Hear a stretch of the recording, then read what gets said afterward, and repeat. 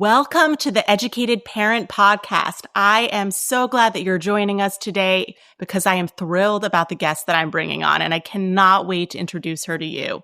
But before I introduce her, I do want to give you a little bit of a trigger warning because the topic of this podcast is sad today. As you know, the purpose of the Educated Parent Podcast is so that I can give you expert tips on how to solve everyday parenting problems.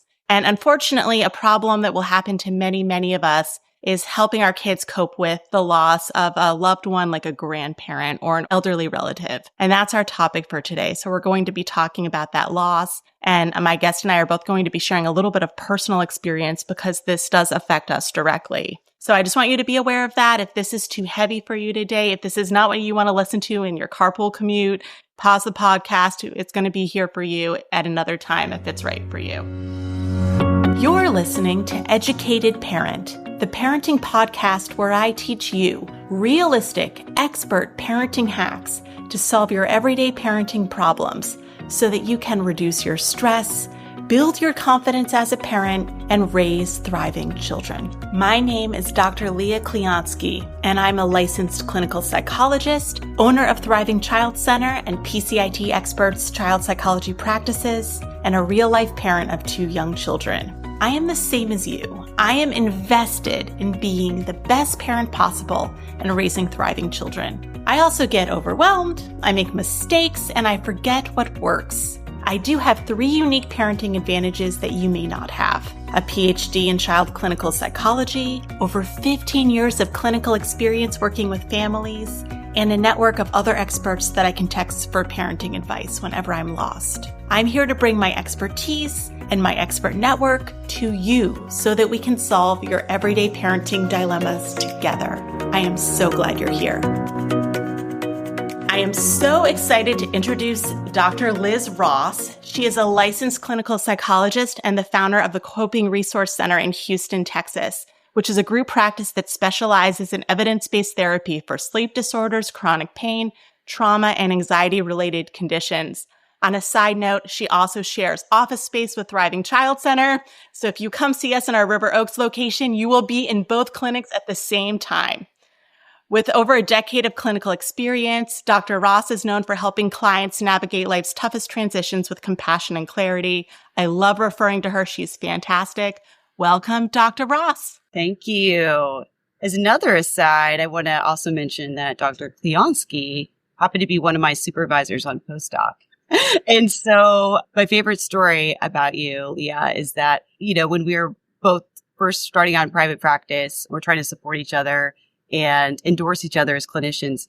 And in all of Leah's endorsements, she mentioned Dr. Ross is very well trained. And so I want to say that that's very true. And I want to give a huge thank you for, all your help along the way. Oh, that is so sweet. I cannot take credit. But I'm really excited that you are here because we're going to talk about something where you actually have more training on discussing grief than I do. And I'm so glad that you're here to offer your expertise. So now that we've talked about how educated you are, tell me a little bit about you as a parent. You have littles. I do. So I've got 2 kids. I've got a 9-year-old boy named James, and I've got a just turned 5-year-old girl named Peyton. And so we are in sort of that very, very busy stage of life, as you are too, right? Running around to baseball and ballet and everything in between. So it's been a lot of fun. As you know, Liam, we've talked about this a good bit. Both of us have experienced personally what we're going to talk about on the podcast today. So we've both had to navigate these really difficult conversations about grief and death and dying and whatnot with our own kids. As you know, my own father passed away October 31st, 2023, Halloween, unexpectedly. And so we had to navigate that. And before that, believe it or not, my husband's grandfather was still alive when my son was born and up until he was 6 or 7 years old. So for quite a while, he knew my husband's grandfather. And when he passed away, we had to navigate some of those conversations as well. Yeah, I'm so sorry. I remember when that happened. It was so hard. And I'll also share that my mother passed away last May from complications of pancreatic cancer. It was a long illness, but it was a very unexpected death. So it's tough. I'm coming up on that anniversary too. So this is a topic that is sad. That does affect many of us. And then you're trying to be the best parent you can possibly be in the context of your own grief that you're experiencing. As part of what's so hard about it is it's affecting you, it's hitting you, and then you have children. How are you going to help them cope with their own grief? Exactly. I think that's the hardest part is in this phase of life, you're trying to create your own space to be able to grieve yourself, but you've got all these other obligations and other responsibilities, right? And you've got to also be there for your kids as they're struggling through it too. Yeah. So I'm so glad you're here because as always, we're going to give you specific strategies. If you're going through this, if this happens to you in the future, which of course I hope it doesn't, but if you end up in this situation, what can we do to support our kids while we're going through this process? Absolutely. Well, thanks so much, Leah. And again, I think for us, we've talked about this a lot as professionals and as parents. And in a lot of ways, I do feel like going through it personally has really enhanced the way that I'm able to navigate that with my clients as well. I don't know if you feel like you've had a similar experience. Yeah, it can be helpful there are pros and cons to going through the same things that your clients are going through. It makes you realistic about what other people's experiences are. Sometimes it can make you too close to them. So there have been times where I haven't been willing to work with clients that are experiencing the same thing I'm experiencing for that reason. But at this point, I feel pretty okay doing that. Yeah, I would agree with that too, right? Sometimes when it hits too close to home, you also don't want to be too assumptive with your clients, right? That whatever you're going through isn't necessarily the exact same experience that they're having, right? So let's start off there with just saying that grief can take a lot of different forms. And that can look different depending on, like you're saying, the circumstances, whether or not it was expected, unexpected, what your relationship was like with that person, the age of that person.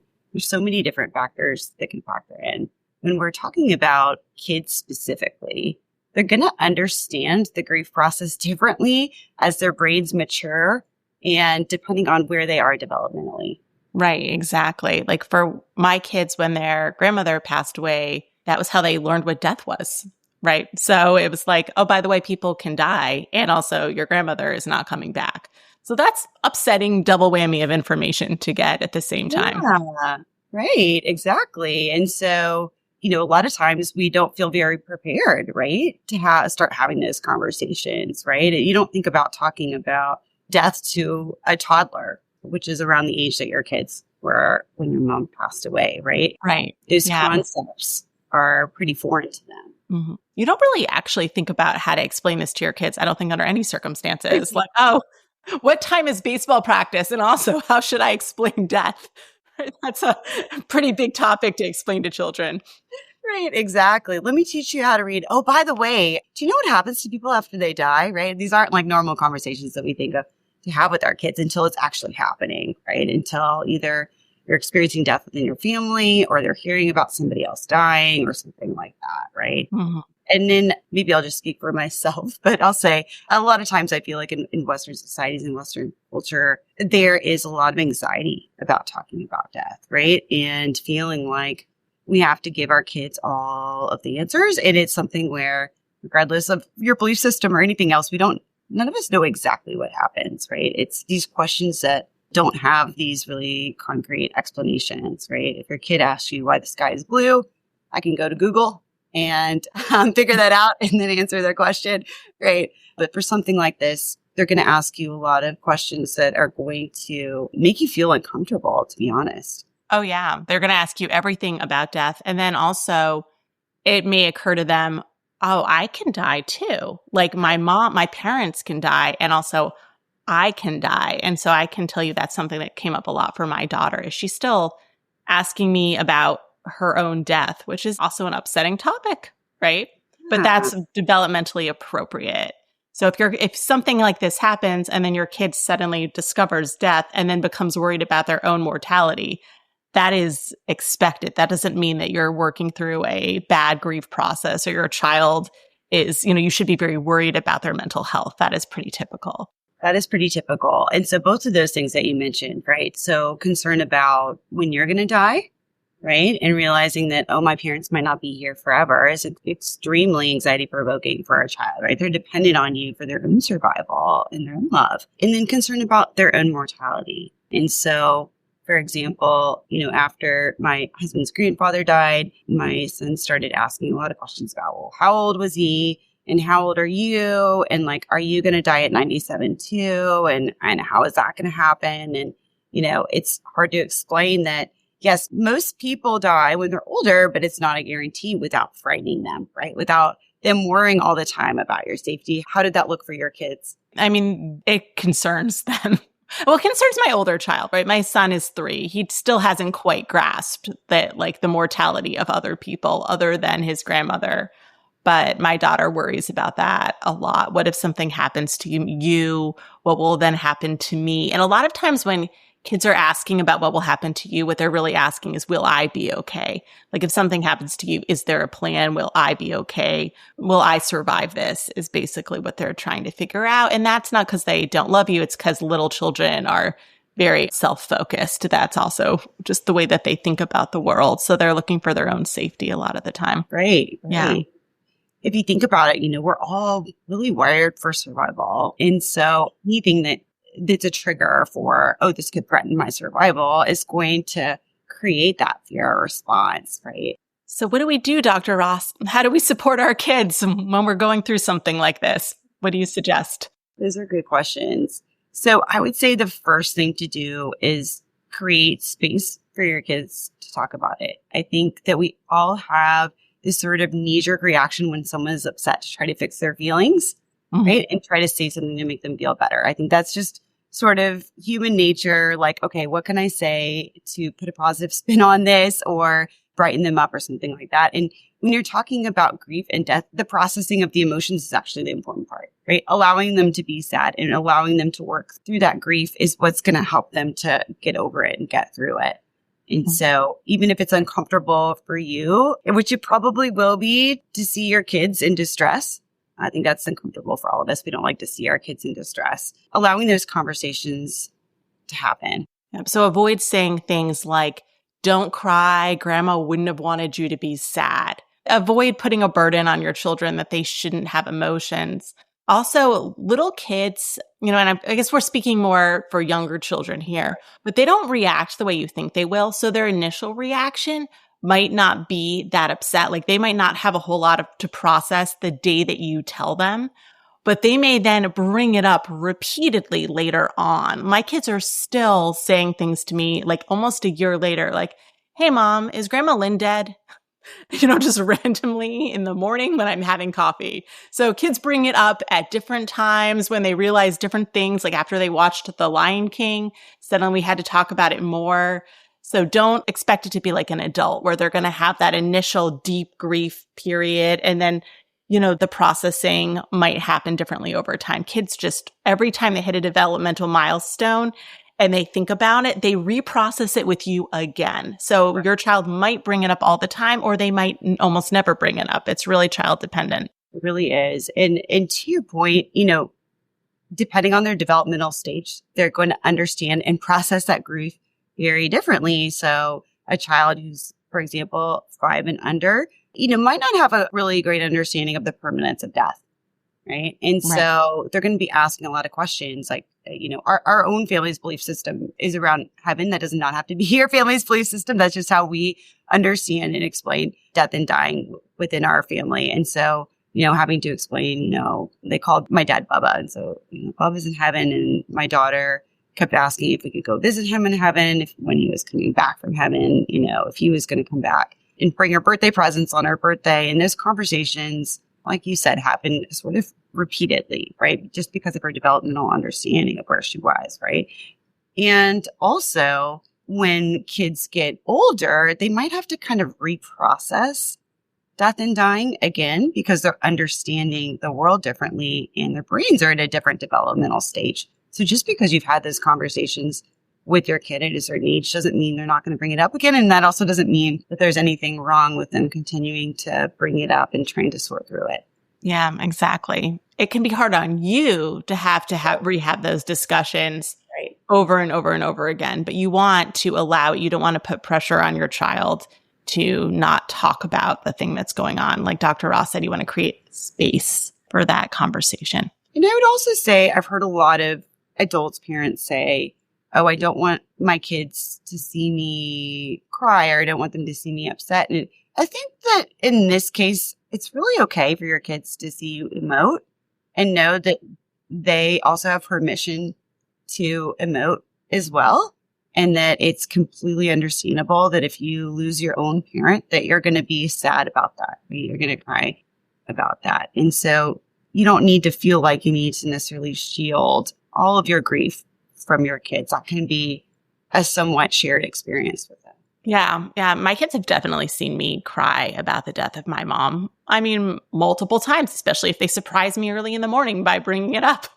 It can happen. There's a difference, though. I'm not relying on them to make me feel better, right? Yeah. I'm sad. They watch me cope. Right. I'm not expecting them to be my support system through the death of my mother. So they can recognize it, but then they're not responsible. And I think that's there's the flip side, right? Where you can have your feelings and then you don't want to rely on your children to be your emotional support. Absolutely. Absolutely. Just like you're not there to necessarily fix their feelings in the moment. They're not there to fix your feelings in the moment either. So our first big tip is to give your children space to experience their feelings and to let that take whatever shape is right for your child. Yes, right. Exactly. And to that point, I think for kids, because, they're not necessarily going to sit down and have an adult conversation like we are right now about it, that could take a lot of different shapes. So for some kids, being able to act something out or tell a story or write a story might be the way that they're actually processing their grief. So if you see your kid all of a sudden start to have some dark themes in their play and their creative play, that's completely normal. And it's actually could be a helpful process for them for getting through. Sometimes that might look like drawing pictures or doing art or something else that might be lean in a little bit more to, again, where they are developmentally. If you have older kids, I guess a little bit of a warning is that while you want to create space, you don't want to be too pushy about trying to make them talk about how they're feeling all the time, because sometimes that can elicit some resistance, right? I'm not sure if any of you ever had the parent who was knocking on your door all the time saying are you okay? Are you okay? Are you okay? And then, it's well, I was okay, but now you're knocking on my door all the time and, invading my privacy and not feeling so okay. Particularly if you have, let's say adolescent kids or something like that, where their space and independence is going to be really important to them. You're still going to create that space. And when they come to you to talk about those things, you still want to be open and non-judgmental and all those things that are going to encourage that conversation. But if you're pushing it too much, that actually could be sort of a deterrent for them to talking about it. Right. So you might see if for younger children, suddenly all their stuffed animals might die. Right? You may, if that happens, don't panic. They're processing. You want them to process. And for adolescents, you may go in and say something like, your grandmother died. This is really hard. I'm not pushing you, but I am here. Anytime you want to talk about it, I am available. And then you leave them alone. Right. Sometimes leaving people alone is really hard when you're in pain and I want you to come to me, and you just can't make people talk to you when they don't want to. So you're creating space, and then you're basically respecting communication styles is the second tip. Absolutely. So, yeah. Where they are. And to your point, a little anecdote. So I think after my husband's grandfather passed away, all of a sudden our son was taking all of his dinosaurs, and his dinosaurs were eating cars and eating things. And he was acting out death and dying in a very kind of graphic, violent way, which was a little distressing to us. But it was sort of part of his way of helping to process through that. And it did not extend indefinitely, right? He's not still taking dinosaurs and creatures and things like that and acting out and violently mauling cars or anything like that. So I know it's easy for us as parents to react to something that seems abnormal to us, right? But realizing that within the context of what was going on, we needed to allow him to have some place to be able to understand and express those emotions. Right. And so the third big tip we're going to give you is to find a way to sort of memorialize the death. And so that can look a lot of different ways, but just having, an opportunity for you and your kids to share memories in some way. And so you don't have to use this tip, specifically what we did, But so I mentioned earlier in the podcast, that my father had passed away on Halloween. My husband's idea was to go to the graveyard on Halloween. I was not as big of a fan of that specific day. I didn't think that was the best idea, but the next day is All Saints Day. And I thought that was kind of perfect because my dad was such a great guy and really wanted to encourage and lift people up. And I thought that day seemed a bit more significant to me as a day to kind of memorialize his memory. And so, the whole family, me and my kids, we went out there that day. We told stories about him. We did a prayer. My husband had read a letter that we found after my dad passed away, that my grandfather had wrote to him. And it was really special. I have another friend recently, actually, that her father-in-law passed away, and she's got a daughter, same age as my daughter. And her daughter has been wearing, the necklaces that her grandfather, Pappy, gave her since then. And sometimes for kids, having something really like concrete and tangible like that can be really helpful in sort of a transitional object for them, as they are grieving the loss of someone. Yeah, I love that, Liz. I love that you did that for your dad. Sometimes kids will do it on their own. My daughter made a Valentine's Day card for my mom. And I was like, but Grandma Lynn is not alive. And she said, we can still love her and write her a card, even though she's not alive anymore, Mommy. And I think it was really comforting to her. And if I had thought more about that, maybe I would have encouraged it. But sometimes kids really do cope with things on their own in a way that is inspiring to us, where you think you have to go in and solve things for them. But sometimes they do figure things out in their own way. One thing I do want to make sure we do say in this podcast is that if this is really hard, if you are having a tough time, which is very understandable with the loss of a family member, and it makes the idea of your child bringing up these things with you is very painful, it makes sense to be in your own therapy for it. I'm in my own therapy to deal with the loss of my mom. Like, everybody can benefit from that when you're going through something tough, so that you're able to process your grief in a helpful way. And then you're able to be there for your kids. So taking care of yourself is taking care of your kids. And if you're going through something like this, Dr. Ross's clinic is a fantastic place to go. So I just want to let you know about that, be transparent about how helpful and healing that can be, because being a good parent is being true and kind and compassionate with yourself for all of us. Absolutely.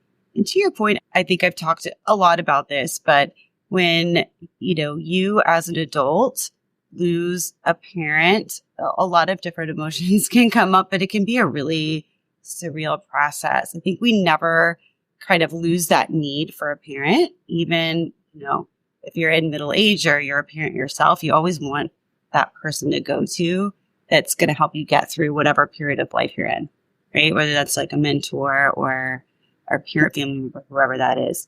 And when you lose that, it's kind of like, wait, does this mean that I'm supposed to know the answer? I'm supposed to be the adult now. I'm supposed to know the answers. I don't have that person anymore. And that transition can really be tough to go through. And so having that space to be able to kind of process your own feelings about what's going on and process that loss. And sometimes, sort of depending on what your relationship was with that person, these feelings can be really complicated. I know we've talked about this before, but for example, if somebody has like a really challenging relationship with their own parent, sometimes they might expect to feel, let's say, even like relief or something like that, especially if the person has been suffering for a long time.